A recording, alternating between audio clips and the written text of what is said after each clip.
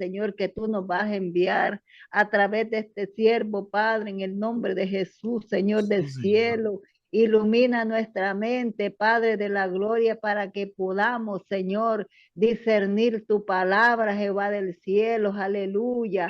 Ayúdanos a ponerla por obra cada día, Señor del Señor. cielo, para hacer, Señor del cielo, aleluya, antorchas encendidas en esta tierra, Padre, ya que aquí, Señor del cielo, hay mucha maldad, Padre amado, pero nosotros, Señor del cielo, que somos la sal de la tierra y la luz del mundo, Señor, tenemos, Señor del cielo, que dar ese testimonio, Padre, y ganar esas almas, Señor del cielo, que están hondas en delitos y pecados, Padre.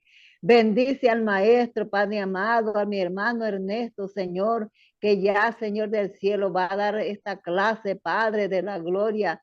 Úsalo como un instrumento Glorifícate. tuyo, Padre, para que Él nos pueda traer palabras, Señor del cielo, de lo alto, Padre amado, en el nombre de Jesús. Dale la salud, Padre celestial, y Sí. bendice su descendencia en el nombre de Jesús, Señor. Amén.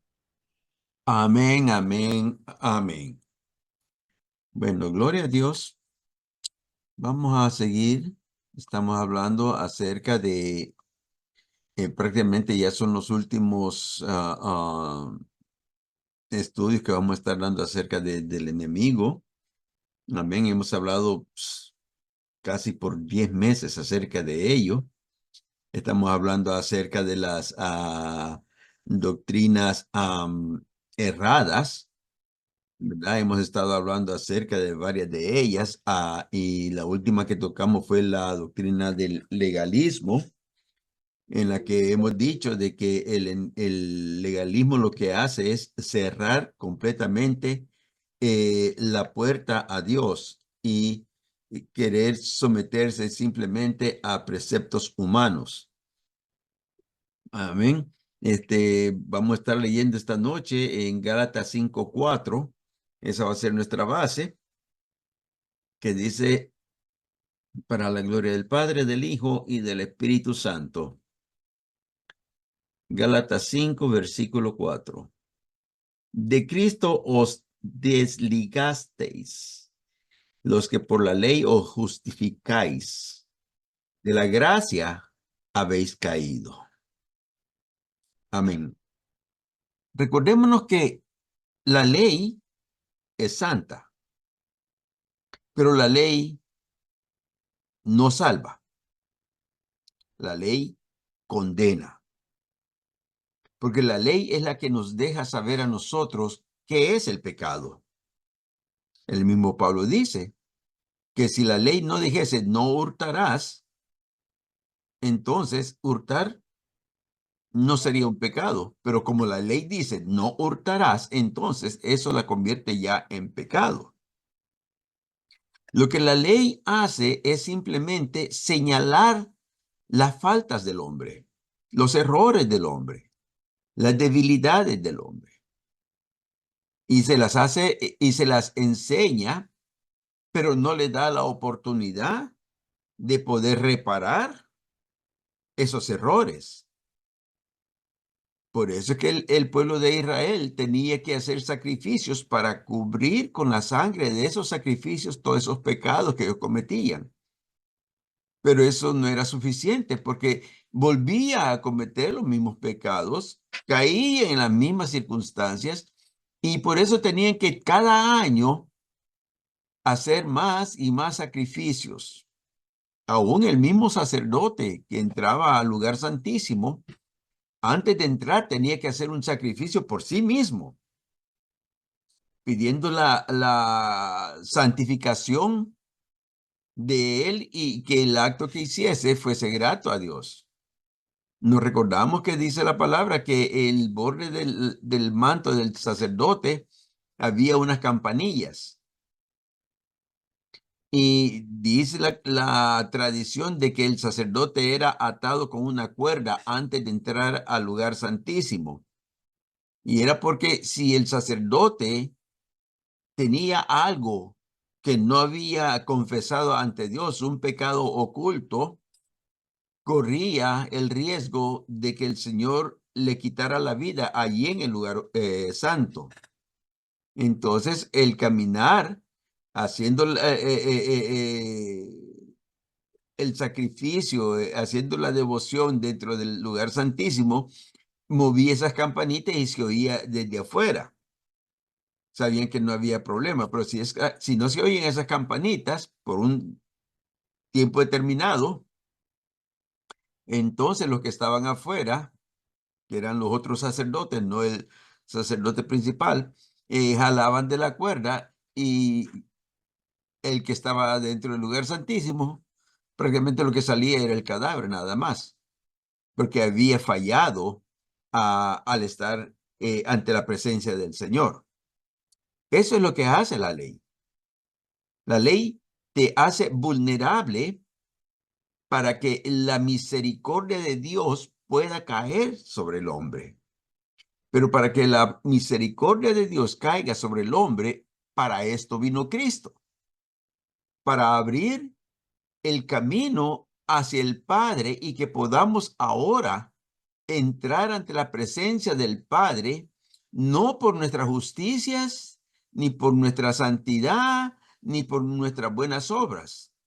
Entramos a la presencia del Padre por la misericordia que Él tiene y a través de la gracia que Jesucristo nos dio al morir en la cruz del Calvario.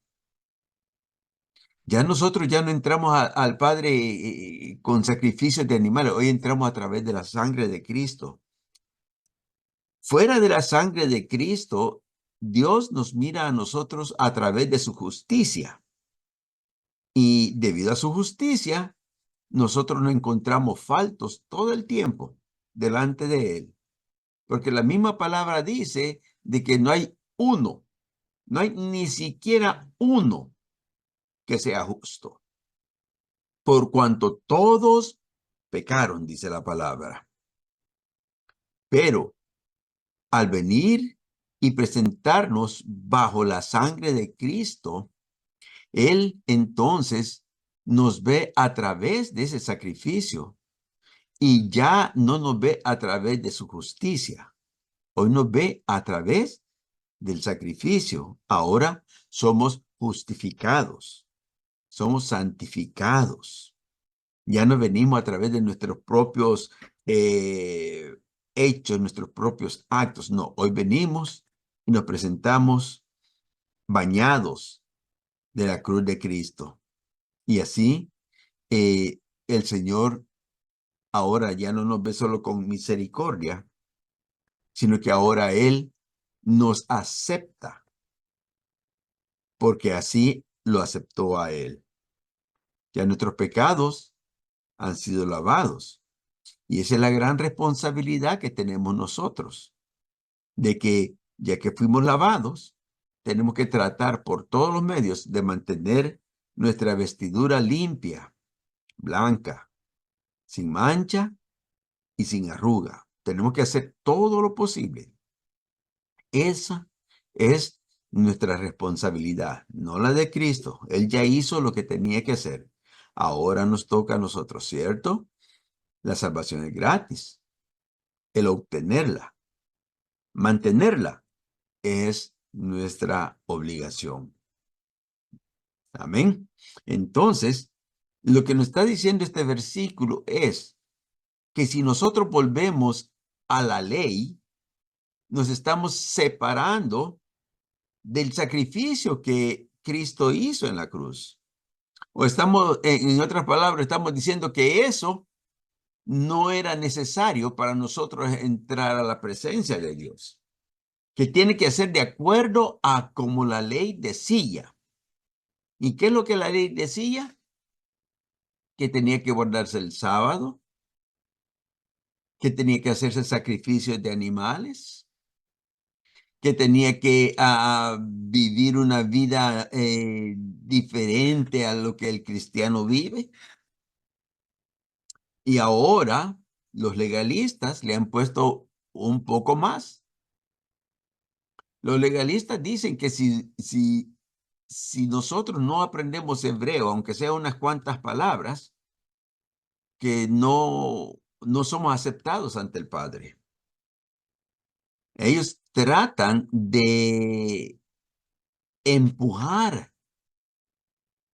al Hijo de Dios a que judaice. Dicen que ellos están observando la gracia a través de Cristo, pero sus actos no lo comprueban. Porque la Biblia dice que el Señor recibe a todos de toda tribu, de todo lenguaje. O sea que el hebreo es bueno aprenderlo, aquel que lo quiera aprender, así como el griego. Es bueno, pero no es indispensable para la salvación. Los legalistas ya no tienen pastores, ellos tienen rabinos. Eso es en la ley judaica. Nosotros no tenemos rabinos. Los rabinos son maestros. Nosotros tenemos pastores porque eso es lo que el Señor dijo. Él es el pastor de los pastores, dijo. Él dijo que había dejado 5 ministerios y uno de ellos es el pastor. ¿Ok? Y dejó al maestro, no al rabino. Eso es para los judíos. Nosotros vivimos de acuerdo a la gracia. Entonces, cuando nosotros tratamos de servir a Cristo a través de los preceptos de la ley, simplemente estamos tratando de no obedecer a Dios ni honrar a Cristo, sino que obedecemos reglas que carecen de cualquier relación personal con el Señor. Recuérdese que el sacrificio de Cristo vino a abrir una brecha para que nosotros volviéramos a tener aquella comunión que nuestros primeros padres tuvieron con Dios. Aquella relación que ellos caminaban junto con el Señor, platicaban con el Señor cuando caminaban en el huerto. Una relación bien personal. Esa relación se perdió cuando el hombre pecó. Pero para eso vino Cristo, para abrir nuevamente la brecha y así nosotros poder volver a tener esa relación. Eso es lo que Él nos está llamando a hacer. No a ser religiosos, sino que tener una relación viva y eficaz. Una relación en la que nosotros podamos llamar al Señor Padre, Padre nuestro, y llamar a Jesús nuestro hermano mayor. Esa es la razón por la cual la gracia no puede ir junto con la ley. El legalismo muchas veces se confunde, porque aquellos que tratamos de vivir una vida de acuerdo a la voluntad de Dios, que vamos tratando de seguir la palabra tal y como está escrita, nos llaman legalistas. Según porque tenemos una mente muy cerrada, que somos muy antiguos, que no hemos modernizado nuestra forma de pensar. Eso no es legalismo. Es simplemente tratar de ser la voluntad de Dios. Eso es lo que Él nos llamó a hacer. Es diferente el legalismo a ser servidor de Cristo. El que sirve a Cristo mantiene esa relación viva con el Señor. Se mantiene siempre buscando la presencia de Dios, tratando de agradarle en todo lo que hace, a través de, como dijo Jesús, obedecer sus palabras.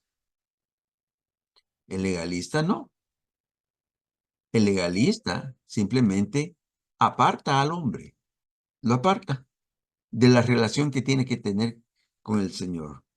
Y dice que tiene que ser de acuerdo a como el hombre dice. Por eso es cuando nosotros hablamos acerca de los puntos básicos de lo que es la doctrina sana, la doctrina santa, la doctrina antigua pentecostal, encontramos muchos, pero muchos, no contratiempos, sino que que se ponen en contra de lo que tratamos de enseñar.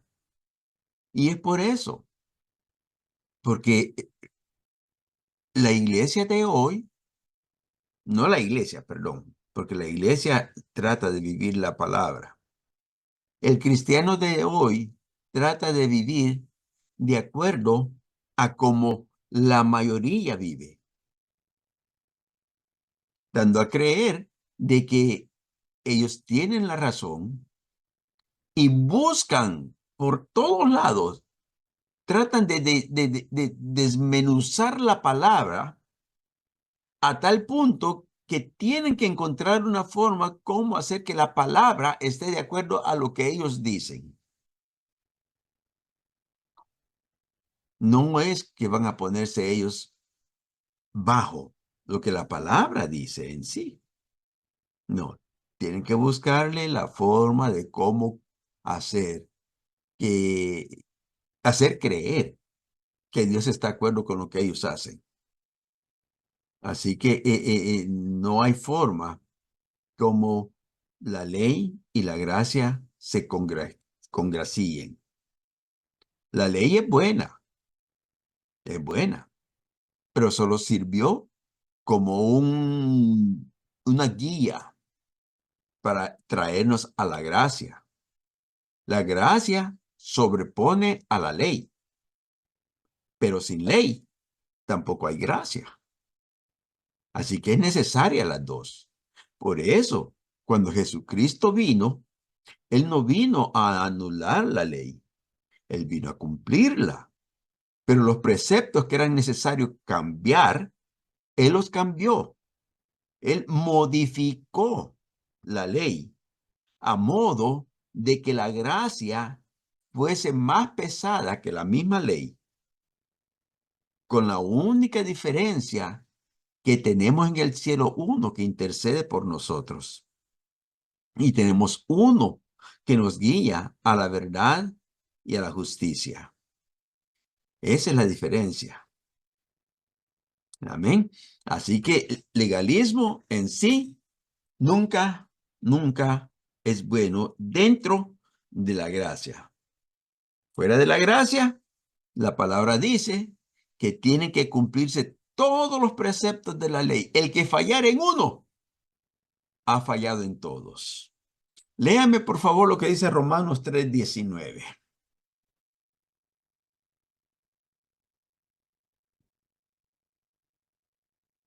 Romanos 3, Amén. versículo 19. Romanos 3:19. La palabra de Dios se lee en el nombre del Padre, el Hijo y el Espíritu Santo. Amén. Pero sabemos que todo lo que la ley dice, lo dice a los que están bajo la ley, para que toda boca se cierre y todo el mundo quede bajo el juicio de Dios. Amén. Amén. La ley sirve para hacer que el hombre entienda que es pecador. Eso es todo.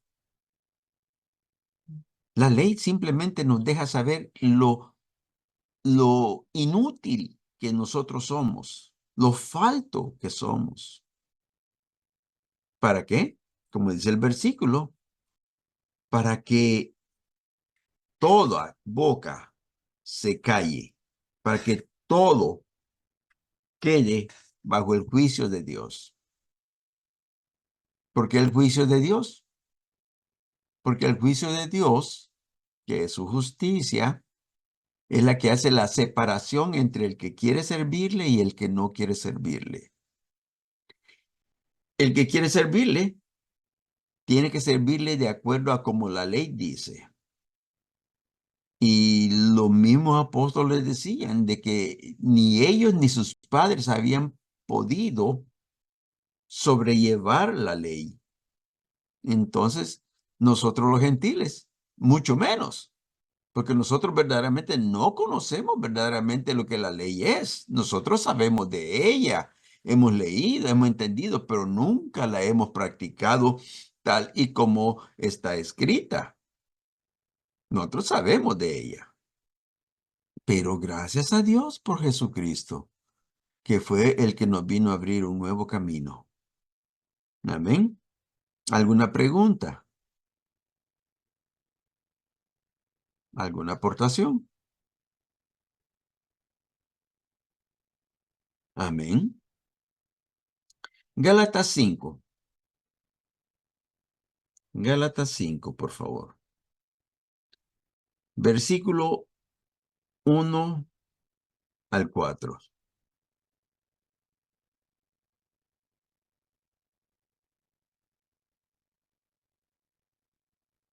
Gálatas 5, versículo 1 al 4.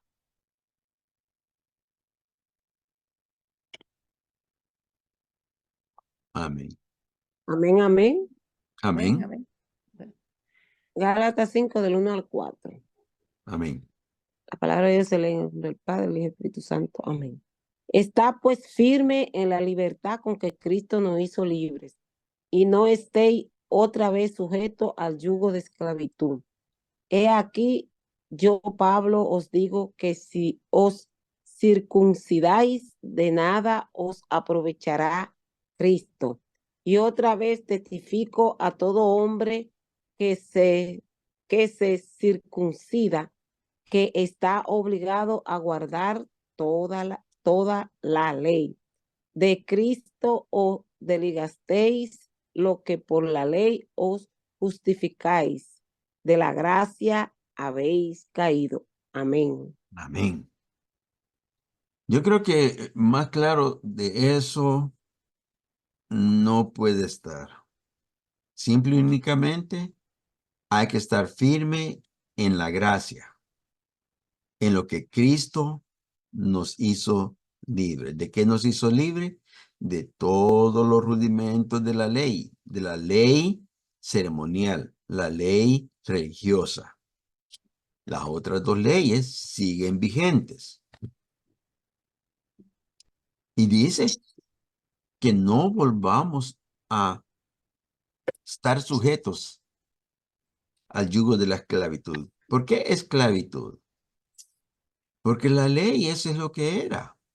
Era un yugo, era una carga que no podía ser llevada por ningún hombre, sino que simplemente los ataba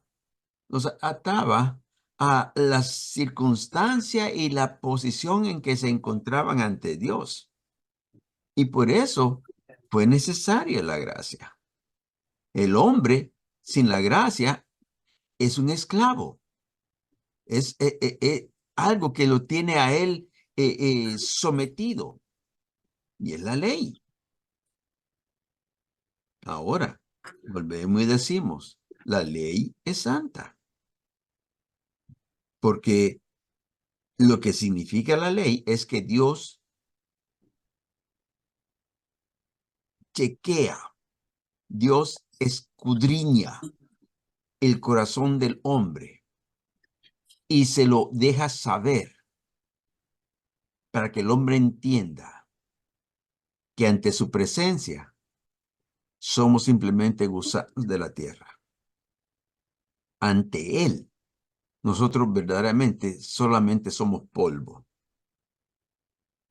bajo la ley, más bajo por la gracia. Ahora hemos sido constituidos sacerdotes, reyes, especial tesoro, pueblo santo y apartado. Así que no volvamos al yugo de la ley. Cuando oiga usted que le dicen que tiene que saber hebreo, que si usted no dice esta palabra o no llama a Jesús por su nombre hebreo, que no es así, que eso no funciona. No, es al contrario. Es al contrario. Porque Dios, que es el que dio la lengua, que es el que instituyó las diferentes idiomas, Él sabe, Él conoce el idioma del corazón. Y eso es lo más importante. Así que no pongamos ninguna traba. Hay personas que también quieren volver a celebrar las fiestas que se celebraban en el Antiguo Testamento. No son malas, como un recordatorio, pero no como una obligación. Es cosa diferente. Nosotros recordamos el nacimiento de Cristo. Recordamos la muerte de Cristo. Recordamos la liberación del pueblo de Israel. Recordamos el nacimiento de la iglesia. Recordamos todo lo que la Biblia dice, pero ninguna de esas ceremonias nos tienen que atar de que si no lo hacemos, estamos en pecado. No, la Biblia no enseña eso. La Biblia enseña que el Hijo del Hombre nos hizo libre y nos hizo libre en verdad. Amén. ¿Alguna pregunta?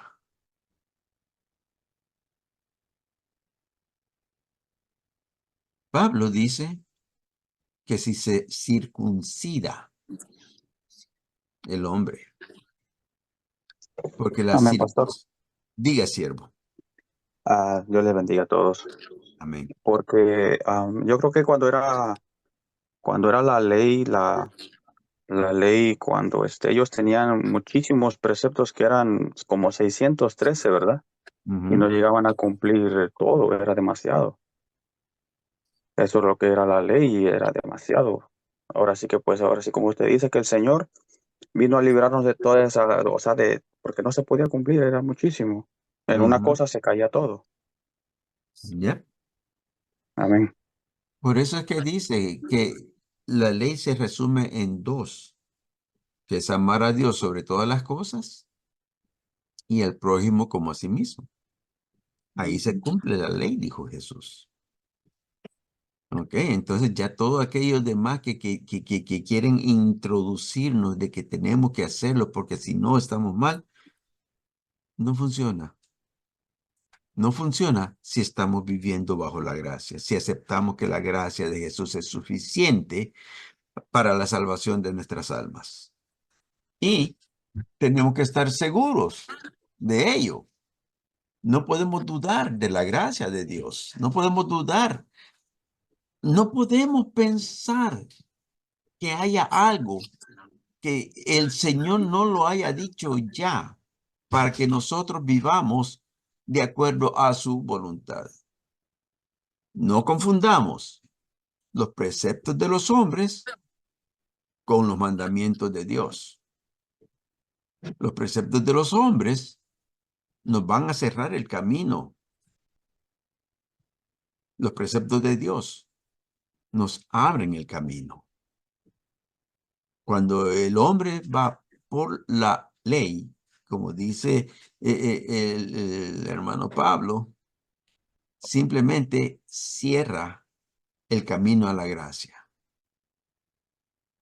Pero cuando vamos a través de la gracia, la ley es una ayuda para que podamos vivir de acuerdo a la voluntad del Señor. De Cristo os desligasteis los que por la ley os justificáis. Esa secta que ha salido, que es bastante dañina, los judíos mesiánicos, es tremendo. ¿Sabe que ellos han sacado una Biblia en que en que el Nuevo Testamento está escrito en hebreo? Y ellos dicen que esa es el verdadero Nuevo Testamento porque tendría que ser en hebreo. Lo que pasa es que Dios no lo quiso así. El Señor dejó que fuese en griego, que se escribiese el Nuevo Testamento, no el Viejo, el Nuevo. Así que no podemos darle la oportunidad a alguien que nos venga a decir que el Nuevo Testamento en hebreo, ¿por qué? Porque hay muchas palabras en hebreo que no le dan el significado correcto a lo que la palabra quiere decir. Mientras que en griego sí hay esa opción. Y eso nos hace entender mejor lo que el Señor quiere. Y simplemente la ley no podemos someternos a ella. Sometemos a la gracia. Y sometiéndonos a la gracia, estamos cumpliendo la ley. Amén. Esa es otra de las doctrinas erradas. Hay otra doctrina que saltó en un momento, pero que de repente ya casi no se oye de ella. No sé quiénes han oído acerca de la doctrina de la risa santa. La doctrina de la risa santa fue creada para describir un fenómeno durante el cual una persona se ríe en forma descontrolada, presumiblemente como resultado de estar llena del gozo del Espíritu Santo. Se caracteriza por carcajadas incontrolables, a veces acompañada de desmayos o caídas al piso. Los relatos de primera mano de aquellos que han tenido esta experiencia varían un poco, pero todos parecen creer que es una señal de una bendición o una unción del Espíritu Santo. Yo me recuerdo de cuando venía un varón a nuestra congregación y nos trajo a entender, de acuerdo a sus actos, acerca de esta bendición de la risa santa. Muchos caímos, yo me incluyo, también caí, porque no analizamos a tiempo. Y después, cuando mi persona, gracias a Dios, logré sentar cabeza y analizar y ver, no le hallé sentido verdaderamente a esa doctrina, porque de acuerdo a lo que la palabra dice, Dios es un Dios de orden. Y lo que se hacía era un desorden completo. Todo mundo carcajeándose. ¿Y de qué? Porque verdaderamente no era tanto una bendición que se recibía, sino que usted sabe que cuando alguien comienza a reírse, eso es contagioso. Y muchos dicen a reírse. Y cuando muchos dicen reírse, prácticamente todos se ríen. Y no es por una bendición, simplemente que es un acto, como diríamos, psicológico, que se llega al punto de que da risa. La risa da risa. Pero no había una verdadera bendición, porque la palabra dice que la bendición de Dios es la que añade y no trae tristeza. Así que después de eso uno se quedaba lo mismo, como que si nada había pasado. No había algo que cambiase en uno debido a esa bendición. Y Dios, siempre que bendice, siempre que derrama su bendición sobre el hombre, es porque lo bendice.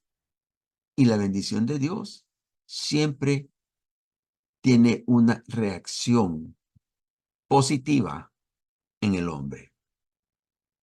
Así es un emocionalismo. Es un emocionalismo. Y sabemos que el hombre es eso, un emocionalista. Y nos dejamos influir por cualquier cosa si no estamos pendientes de ello. Y entonces caemos en esos errores.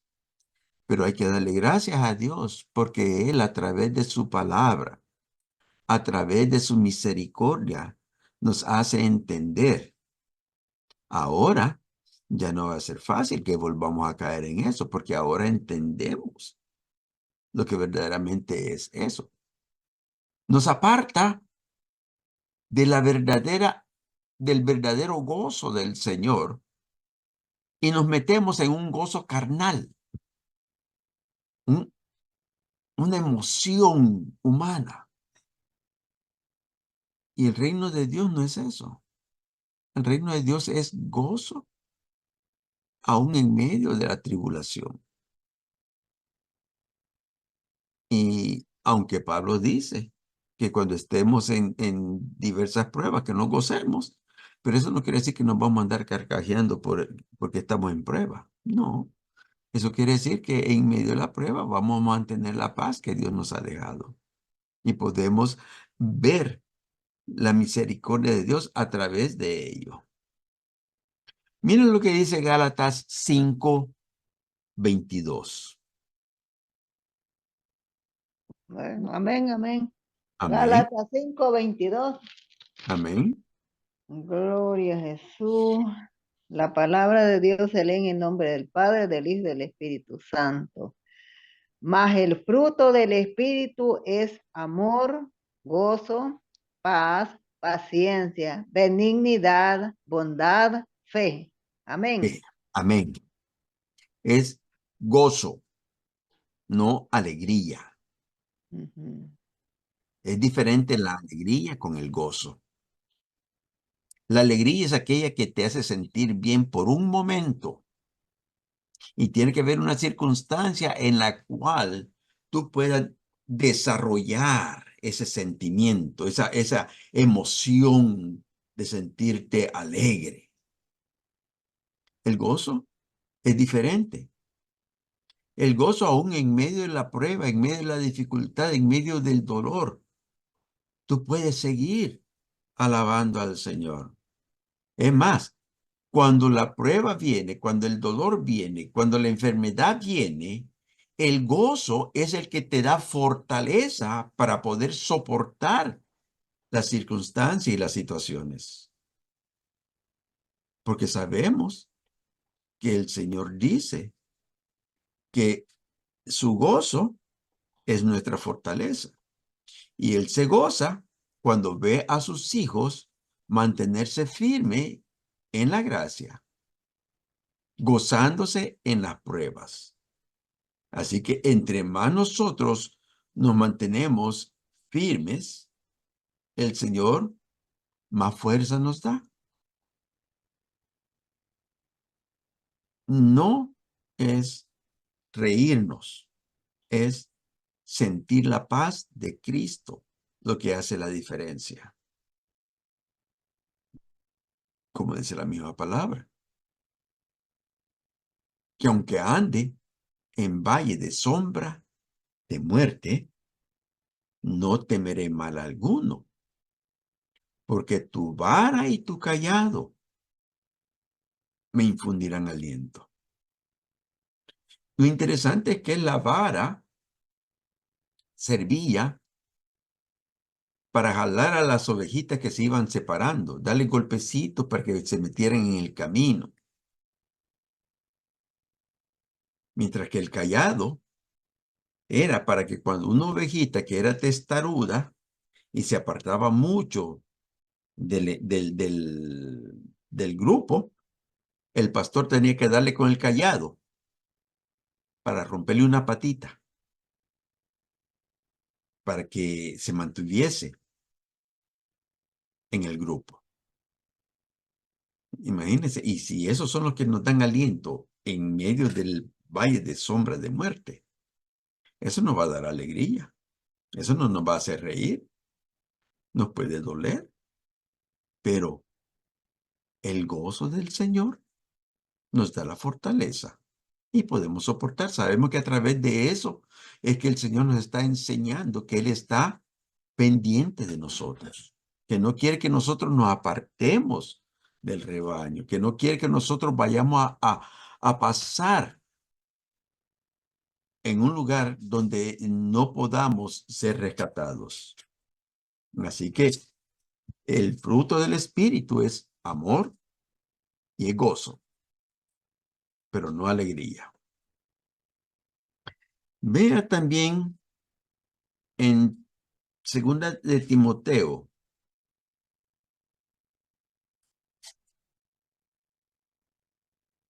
versículo 6 y 7. Segunda de Timoteo. Ajá. Capítulo 1, versículos 6 Y y 7. 7. La palabra de Dios se lee en el nombre del Padre, del Hijo y del Espíritu Santo. Amén. Por lo cual te aconsejo que avive el fuego del don de Dios que está en ti por la imposición de mis manos. Porque no nos ha dado Dios espíritu de cobardía, sino de poder, de amor y de dominio propio. Amén. Amén. El fuego, dice Pablo, que tenemos que avivarlo. Tenemos que mantenerlo vivo. ¿Qué fuego es ese? El fuego de la unción del Señor. La presencia de Dios en nuestras vidas. Ese fuego que nos incita a servirle más de cerca. ¿Y por qué? Porque Dios no nos ha dado espíritu de cobardía. O sea, ese fuego es el que nos hace mantenernos firmes en medio de cualquier circunstancia. A través de esa presencia de Dios en nuestras vidas es que nosotros podemos soportar cualquier cosa que venga a nuestras vidas. Dios nos ha dado espíritu de cobardía, o sea, que no somos de los que huyen, no somos de los que se esconden. La iglesia es aquella que está al frente de la batalla, peleando no solamente por nuestra situación, sino por aquellos que necesitan la salvación, peleando por rescatar a aquellos que el Señor puede tocar y traerlos al camino. Esa es nuestra batalla. La palabra dice en Hebreos que el que retrocede no agradará a su alma. Mm. En el pueblo de Dios no pueden haber cobardes. Tenemos que entender que aquí no hay término medio, aquí no hay término neutro. O le sirves a Dios o no le sirves a Dios. O estás a favor de la obra de Dios o estás en contra de la obra de Dios. No hay término medio. Así que el Señor espera que nosotros podamos ser esos valientes que Él anda buscando. Y dice que Él nos ha dado poder de amor y de dominio propio. Pero ¿cómo yo voy a demostrar dominio propio si lo que hago es simplemente carcajearme por nada? Y no dejar y no dominar ese impulso de reírse por nada. Porque es por nada. Te lo vuelvo y repito. Yo sé que es eso. Yo pasé por ahí. Y uno se ríe por nada. Simplemente porque otros se están riendo. Esa doctrina también nos separa de lo que es la verdad de Cristo. ¿Por qué? Porque nos vuelve muy emocionalistas. Hace que nuestras emociones sean las que resalten y van en contra de lo que verdaderamente es el camino de Dios. Vuelvo y repito, Dios es un Dios de orden y por eso nos dio a nosotros espíritu de dominio propio para que podamos mantenernos la palabra sería ecuánime, o sea, mantenernos en una posición firme, que no haya nada que nos vaya a hacer balancear por otro lado. ¿Alguna pregunta sobre esa doctrina? ¿O alguna aportación a alguien que haya tenido algo que ver con esto? Amén. Hay otra doctrina errada, y esta es prácticamente moderna. No hace mucho que apareció. Y es la doctrina de la danza hebrea. Aquí hay muchos que no les gusta que se hable de ello, porque se ve bonito. Pero la mal llamada danza profética o danza hebrea suele definirse como un tipo de danza de carácter espiritual e inspiración divina. Sin embargo, este tipo de manifestación no es exclusiva del cristianismo, sino que ha estado presente en varias culturas y religiones y etnias, con el fin de entrar en comunicación con una entidad superior, ya sea algún dios o algún espíritu, con el fin de recibir respuesta favorable. Por ejemplo, las tribus indígenas de aquí de América tenían su famosa danza de la lluvia.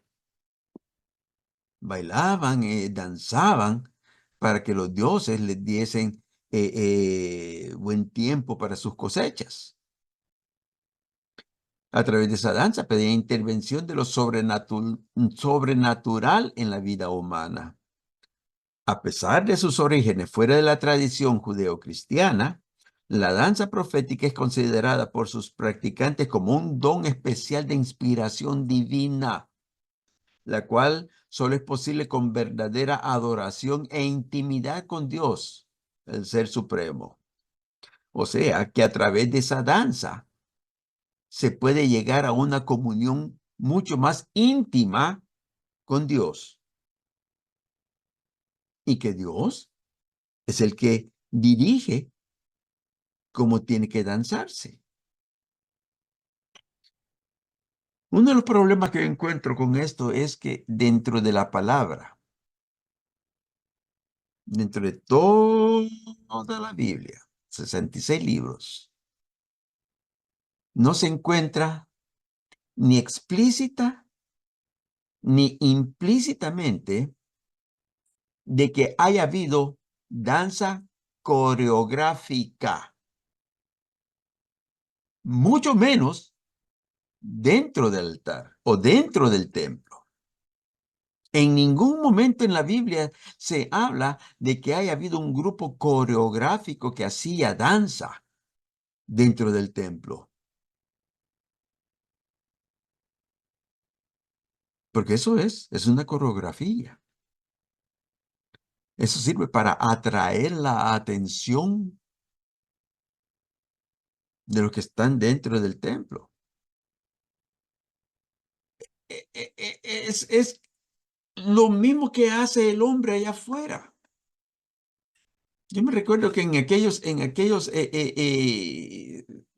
conciertos que habían de cantantes, no faltaban los que bailaban. Aún ahora en los anuncios que dan sobre esas cosas, siempre aparecen personas bailando. Y tienen que practicar para hacerlo. La danza en el espíritu no es así. David cuando danzó no fue una cosa que él la preparó con tiempo, qué movimiento iba a hacer. No, eso fue espontáneo, en el momento. María, con las mujeres que salieron danzando y tocando el pandero, no prepararon una coreografía de que tú te vas a mover en este momento, juntos nos vamos a mover aquí. No, es algo espontáneo. La danza en el espíritu es algo espontáneo, algo que sucede en el momento. Es real, sí, cuando el Señor toca a una persona y esta persona no puede contener ese fuego que hay dentro, sucede esto. Pero no es necesario preparar pasos, ni preparar vestuario o movimientos especiales. No, eso no es dentro de lo que es la palabra de Dios. Está fuera completamente de lo que es la palabra de Dios. Mucho menos dentro del altar. El altar es un lugar santo. No era, es un lugar santo, donde no puede haber nada que sea humanamente hablando del hombre. Ahí donde tiene que mandar. Es como decimos en aquel corito, que es el Espíritu Santo el que manda aquí. Y el Espíritu Santo no se va a contradecir. No va a contradecir lo que ya escribió o lo que ya mandó a escribir en ningún momento. Al contrario, dice la palabra que Él nos cela y nos cela con celo santo. Hay que hacer una diferencia entre ramas de doctrina con las diferencias doctrinales y los errores de interpretación. Ya hablamos de las falsas doctrinas. Ya hablamos de las doctrinas erradas.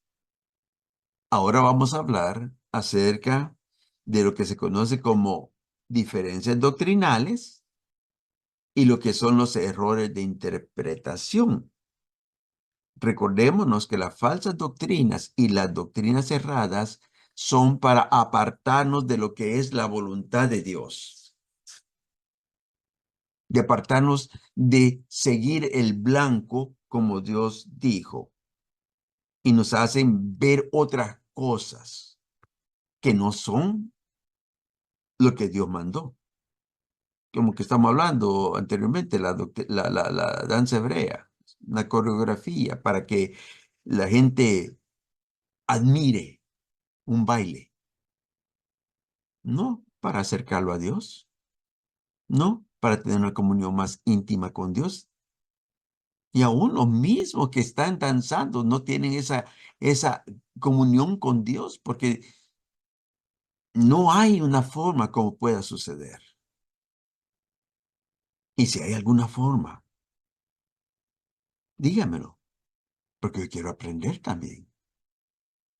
Puede que yo esté errado, pero eso es lo que yo entiendo a través de la palabra. Tal vez esté equivocado. Y si estoy equivocado, por favor, sáqueme de mi error. Pero hasta aquí la palabra, eso es lo que a mí me enseña. Y eso es lo que yo puedo enseñarles a ustedes.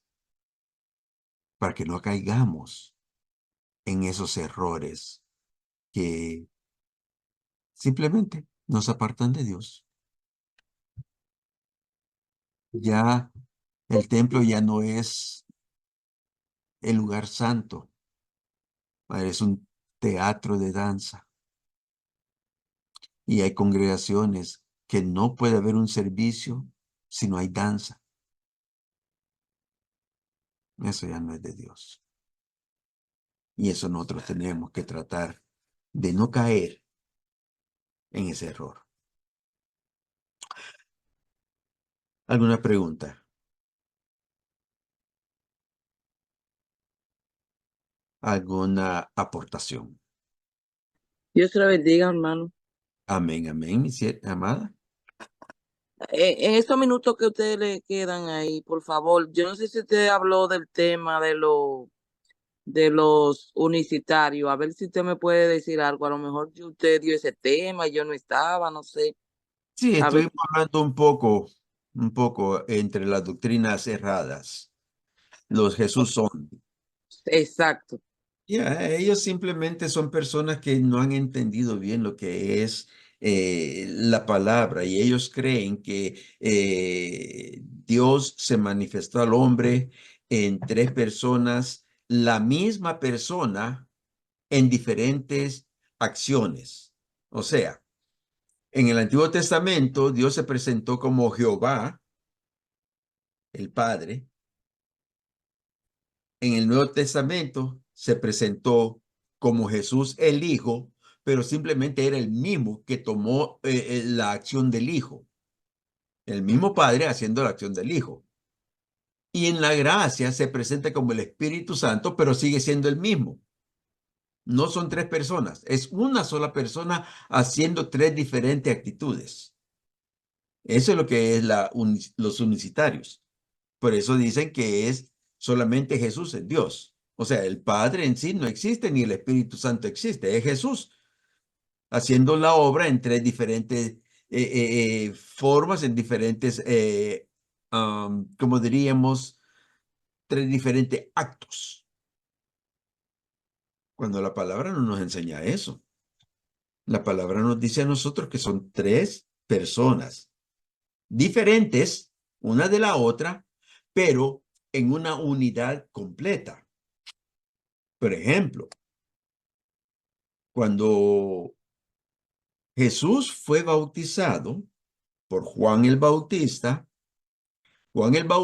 da testimonio de que él vio al Espíritu Santo bajar sobre Jesús en forma de paloma y que se oyó una voz en el cielo que le decía, este es mi Hijo amado. Ahí hay tres diferentes personificaciones, no solamente una. Entonces, ahí nos dice que son tres. En 1 Juan 5, 7, creo que es 5, 6 o 7, dice que tres son los que dan testimonio en el cielo. Que tres son los que están en el cielo, el Padre, el Hijo y el Espíritu Santo, y estos tres son uno. La fórmula que Dios dio allá en Marcos para bautizar, dice, y bautizarlos en el nombre del Padre, en el nombre del Hijo y en el nombre del Espíritu Santo. En tres nombres, no en un nombre. Entonces, ellos tienen esa falla, que no pueden entender o no quieren entender de que la Trinidad existe, aunque la palabra Trinidad no está explícita dentro de la Biblia, pero sí está implícitamente bien enseñada. Por ejemplo, Génesis 1, del capítulo 3 en adelante, dice que en el capítulo 1 dice, y Jehová, o Dios, creó los cielos y la tierra. ¿Ok? Dios. Y dice, y el Espíritu estaba sobre la faz de las aguas. Y más adelante dice, y dijo Dios. La palabra decir es un verbo. O sea que tenemos al Padre, Dios, al Espíritu que está sobre las aguas y el verbo que Dios declara para que las cosas se hagan. Y que dice Juan 1:1, en el principio era el verbo y el verbo era con Dios y el verbo era Dios. O sea que allá en Génesis, en el capítulo 1, nosotros vemos la Trinidad bien explicada implícitamente. Además de eso, en hebreo, el primer versículo dice que Elohim creó los cielos y la tierra. Y Elohim es un plural unitario. El, que es Dios, y Elohim, que es dioses. Entonces, traducido, viene a ser el dioses creó los cielos y la tierra. La Trinidad, desde el principio. desde el principio. Y en Apocalipsis lo encontramos también, porque dice que está el Padre y de que el Cordero salió del trono como inmolado. O sea, el Padre está sentado y sale el Cordero, ya son dos. ¿Y quién está enseñando todo esto a Juan? El Espíritu. Así que la Trinidad está siempre bien demostrada dentro de lo que es la palabra. Lastimosamente ellos no lo pueden ver así. Pero como es una doctrina errada, yo creo que sí hay personas que son sinceras en buscar a Dios ahí.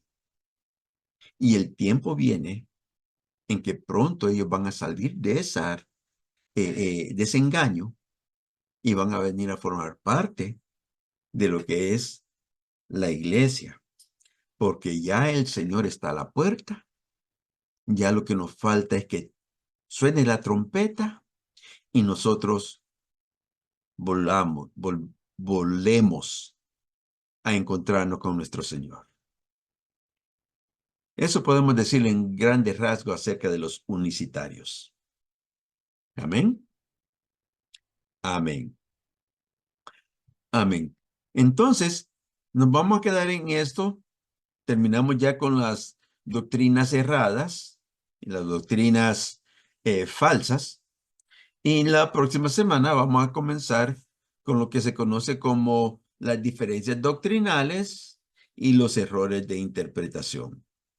Las doctrinas erradas y las doctrinas falsas apartan al hombre del plan de Dios. Los las diferencias doctrinales y los errores de interpretación no lo hacen. Pueden hacer diferencia entre una congregación y otra, pero no afectan directamente lo que conocemos como la doctrina fundamental, la doctrina central, que es la salvación del hombre. Y si no ataca esa área, podemos decir muchas cosas, podemos hablar y debatir muchos puntos, pero seguimos estando en lo que la palabra dice. Amén. ¿Hay alguna pregunta? Amén.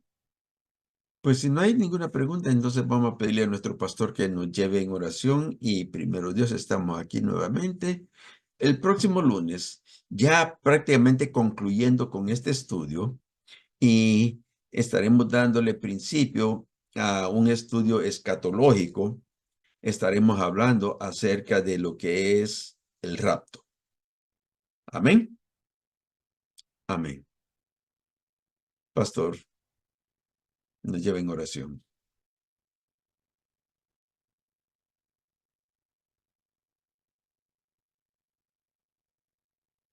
Bendito Dios.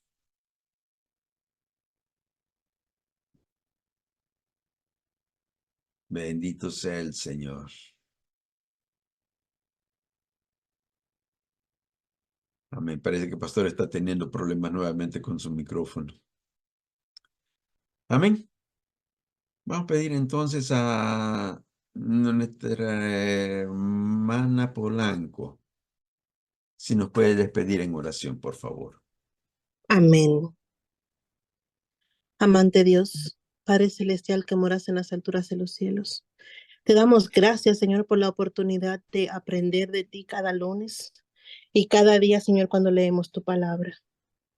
Señor, te pedimos que bendigas al pastor, que le siga dotando de sabiduría, y a todos los hermanos, Señor, permítenos aprender. Danos la oportunidad, Señor, la mente abierta para conocerte, para tener, Señor, esa comunión contigo y poder entender tu palabra, Señor. Que no seamos oidores olvidadizos, sino que seamos, Padre, hacedores de la misma, para cuando tú vengas por nosotros, nosotros estemos en el camino correcto, Señor, y tú nos puedas llamar buen siervo fiel. Señor, gracias por la oportunidad de escuchar al pastor cada lunes y gracias porque cada uno de los hermanos están atentos, Señor, a la voz del pastor y a la voz tuya.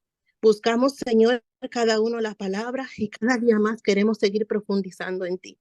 Síguenos ayudando, Señor, y guardándonos. Que el Señor nos dé